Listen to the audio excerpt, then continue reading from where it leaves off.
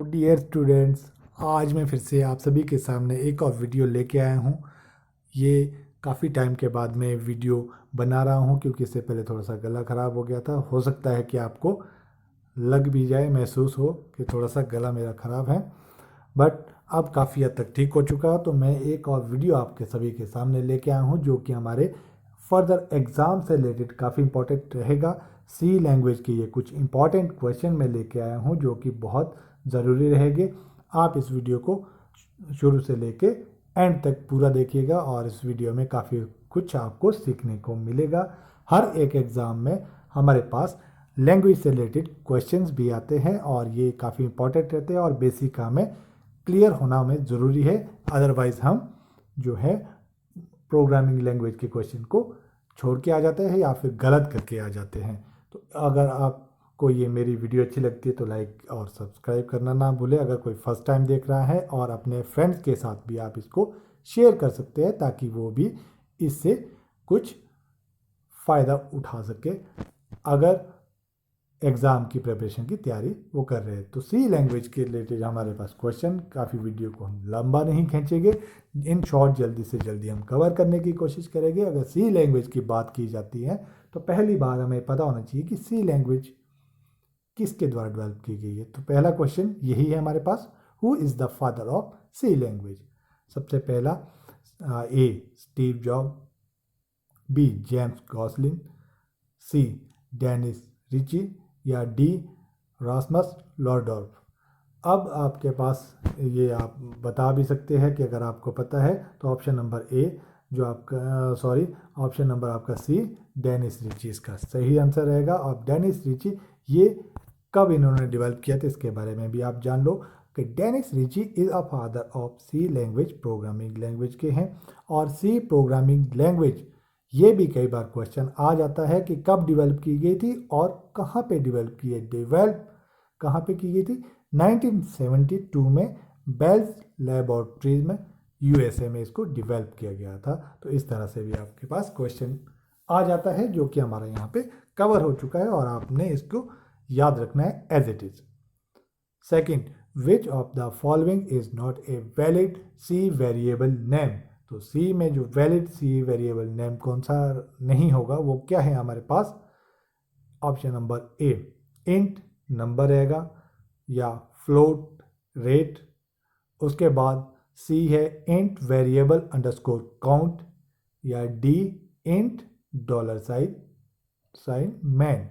तो हमारे पास जो ऑप्शन है आप एक बार सभी देख सकते हैं, आप अपनी ओर से गैस भी कर सकते हैं। तो हमारे पास ऑप्शन में आंसर क्या रहेगा इसका? ऑप्शन नंबर डी वो है आपका इंट डॉलर साइन मैन। इस तरह का हमारे पास कोई भी जो है वेरिएबल नहीं रहता है। तो आपको वेरिएबल्स के जो बेसिक है वो सी का पता होना चाहिए, हर एक लैंग्वेज का पता होना चाहिए कि आइडेंटिफाइज डेटा टाइप्स कौन कौन से उसमें यूज़ होते हैं, कैसे इसमें प्रिंट आउट करते हैं। ये सभी चीज़ें कॉमन से क्वेश्चन हमारे पास आ जाते हैं। तो इसके बारे में एक बार देख लो, only underscore and no other special character, other special character कोई भी नहीं लगेगा, is allowed in variable name के साथ। इट इसका रिजल्ट क्या होगा? एरर होगा। तो अगर आपका अंडरस्कोर है तभी होगा। तो यहाँ पे हमारे पास जो है डी वाला ऑप्शन हमारे पास सही रहेगा। थर्ड क्वेश्चन में चलते हैं। All keywords in C are in, कैसे होने चाहिए? जो हमारे कीवर्ड्स होते हैं सी लैंग्वेज में, लोअर केस में लिखे होने चाहिए, अपर केस में होने चाहिए या कैमल केस लेटर में होने चाहिए या फिर none of the mentioned above. तो किस तरह से होना चाहिए? जो आप डिक्लेरेशन जब आप करते हैं तो हर एक जो कीवर्ड्स होता है, ऑप्शन नंबर आपका कौन सा रहेगा? ऑप्शन नंबर इसमें रहेगा हमारे पास ए, लोअर केस में हर एक कीवर्ड्स हमारे लिखे होते हैं। तो आई होप आपको ये क्लियरली पता लग गया। जब आप डिक्लेयर करते हैं तो वहाँ पे हम कैसे करते हैं? लोअर केस में। फोर्थ क्वेश्चन में चलते हैं। Which of the following is true for variable name in C. तो वेरिएबल के नाम को लिखते टाइम कौन सा सही रहता है?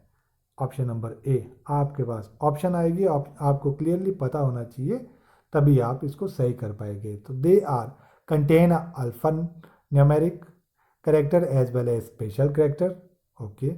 B, it is not an error to declare a variable to be one of the keywords like go to static. C में चलते हैं. The variable names cannot start with a digit. Option number D कौन सा है हमारे पास? A variable can be any length. Okay, तो यहाँ पे हमारे से पूछा गया है कि इसके बारे में सही कौन सा है वेरिएबल नेम इन सी. तो ऑप्शन नंबर हमारे पास सी कौन सा है? Variable name can not start with A digit.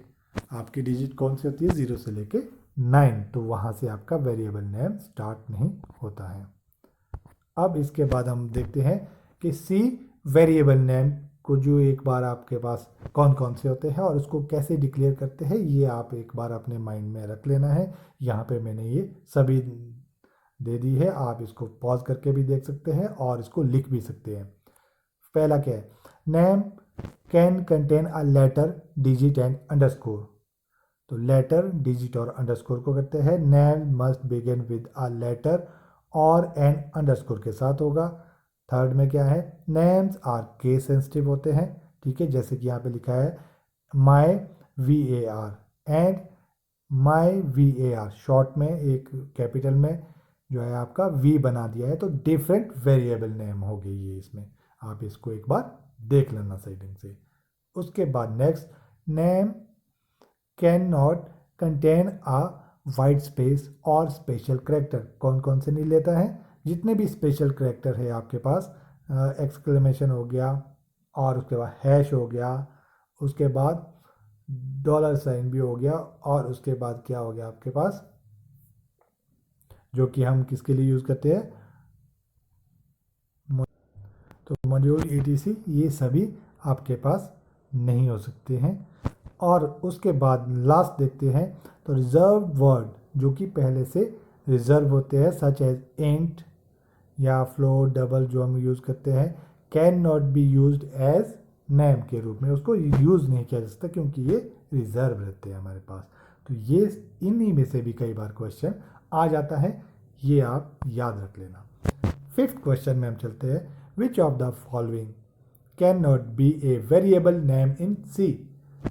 कौन सा नहीं हो सकता? अब मैंने वेरिएबल के बारे में आपको पहले ही बता दिया है. Volatile, B true, C friend, D export.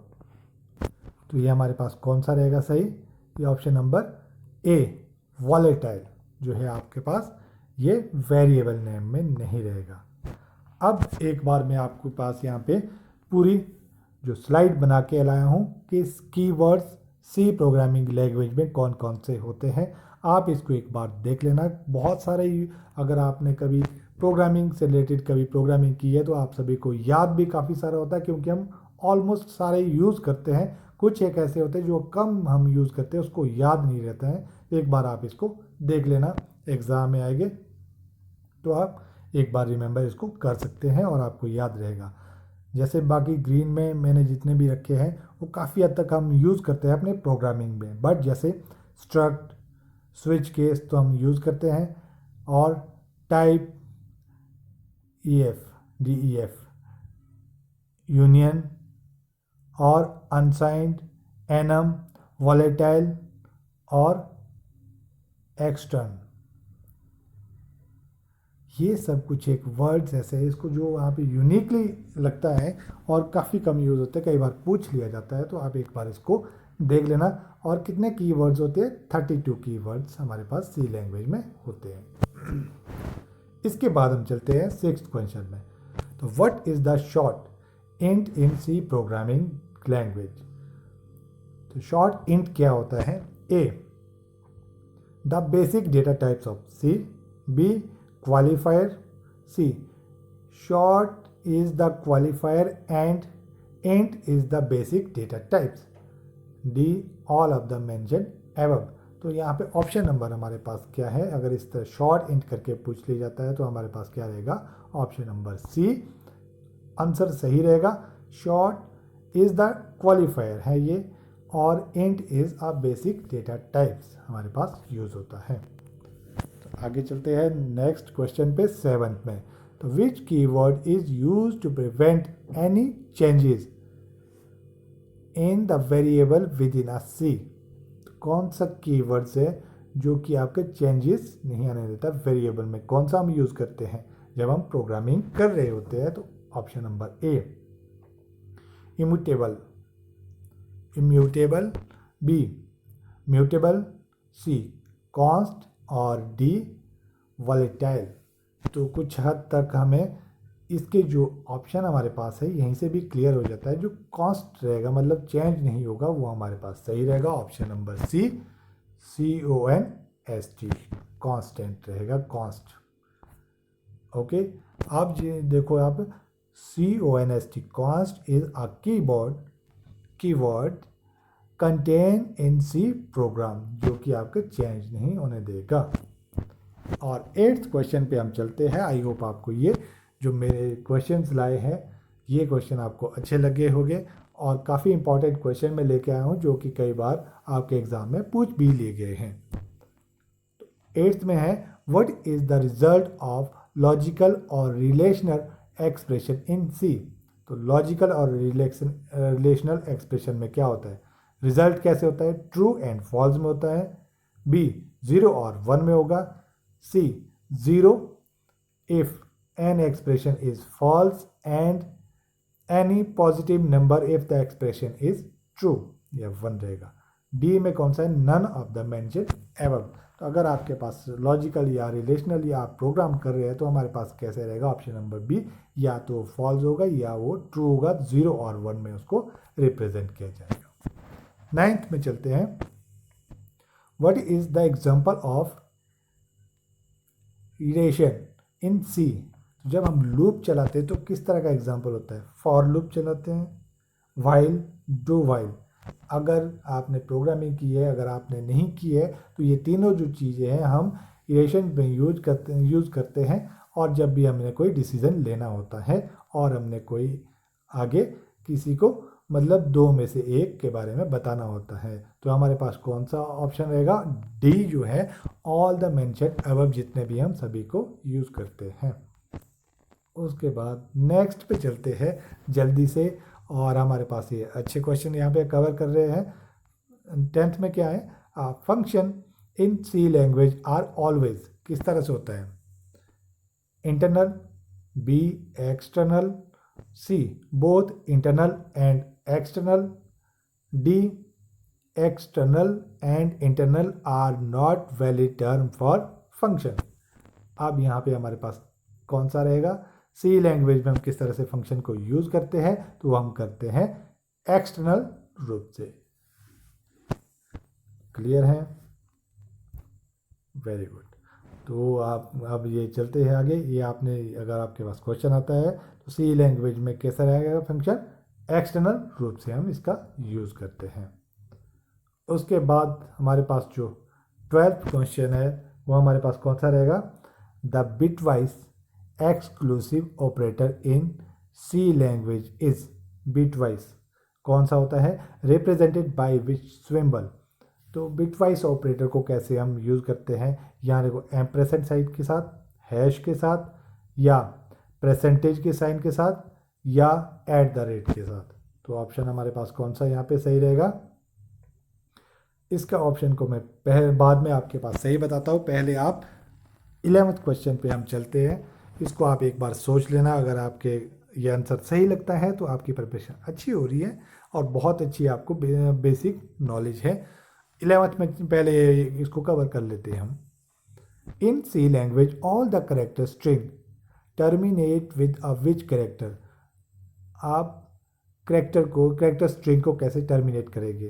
तो आपके पास स्लैश है, यहाँ पे 0 दिया है, स्लैश के साथ एन, सी में टी दिया है और डी में स्लैश के साथ एस दिया है। किस तरह से हम टर्मिनेट करेंगे जब हम प्रोग्रामिंग लिख रहे होंगे? तो ऑप्शन नंबर ए ये करेंगे हम स्लैश के साथ और 0। तो आपके पास ये टर्मिनेट क्या करेगा? स्ट्रिंग करेक्टर को। अब हमारे पास जो 12th का आंसर था ये कौन सा रहेगा? तो बिटवाइज ऑपरेटर हम option number D at the rate के साथ हम इसका यूज़ करते हैं। तो ऑप्शन नंबर डी हमारा सही रहेगा। आई होप आपको ये वीडियो जो मैंने यहाँ पे लाई है काफ़ी मेहनत करके लाई है और काफ़ी इंपॉर्टेंट क्वेश्चन भी हमने इसमें कवर किया है, इसी तरह से आपके पास आते हैं। अगर आपको ये अच्छा लगा है तो आप लाइक एंड सब्सक्राइब करके करना इसको ना भूलें, और अदर आप अपने फ्रेंड के साथ भी इसको शेयर कर सकते हैं, बता सकते हैं। Thanks for watching the video.